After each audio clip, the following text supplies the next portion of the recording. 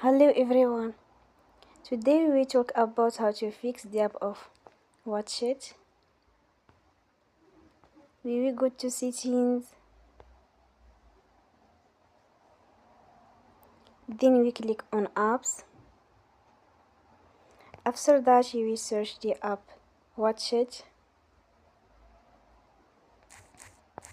and we click. They will on for stop. After that we will go to storage. Then we click on clear cache. In the end, you will turn off your Wi-Fi and you will turn again. Don't forget to support us by like and subscribe. See you next time and thank you for watching.